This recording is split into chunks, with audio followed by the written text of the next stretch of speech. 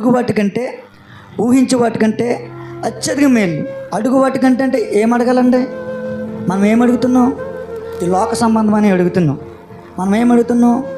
బంగారం కావాలంటాం, ఇల్లు కావాలంటాం, stair కావాలంటాం, car కావాలంటాం, బండి కావాలంటాం. ఇటువంటి ఇవి అడుగుతున్నాం తప్ప కానీ ఎప్పుడైనా పరలోకం కావాలి ప్రభువా, ఈ వేదనకరమైనటువంటి ఆ స్థలం నుంచి మమ్మల్ని తప్పించింది ప్రభువా అని ఎప్పుడైనా మనం అడిగామండి? అసలు ఆలోచించడం అవి మన దృష్టిలో చాలా చిన్నగా కనపడతాయి, కానీ ఒకరొక రోజుని మీకు తెలుస్తాయి. ఏం తెలుసా?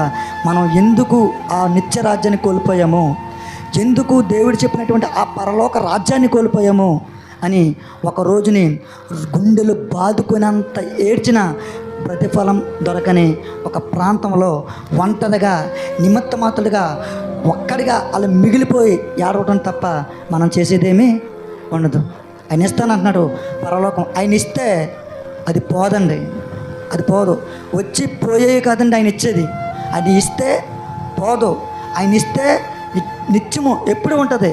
పరలోకం నిత్యము ఉంటుంది. అది కావాలనుకుంటే బ్రతికితే జీవిస్తే దేవుని శక్తిని తెలుసుకుని, నా ప్రభువా నీ దగ్గర నేను తీర్థయాత్రలతో కాదు, నిత్యము మిమ్మల్ని స్తుతించాలి, మిమ్మల్ని మహింపరచాలి, మిమ్మల్ని ఘనపరచాలి, మీ ఘననామాన్ని మా భుజ స్కంధాలపై మేము మోయాలి, నీ ఘననామాన్ని ప్రకటించాలని నువ్వు ఎప్పుడైతే అనుకుంటావో ఆ రీతిగా బ్రతికితే నీకు నిత్యరాజ్యాన్ని ఇస్తానని ఆ శక్తి గల దేవుడు మనతో మాట్లాడతాడు. ఆయన ఇచ్చేది పరలోకం, ఇస్తే పోదు. ఆయన ఇచ్చేది కూడా ఒకవేళ బ్రతకకపోతే నువ్వు తప్పదైనా సరే నేను వెళ్ళను అన్నా సరే వెళ్ళవలసినటువంటి ఒక ప్రదేశం ఉంది, అది నరకం. అది వచ్చినా పోదు.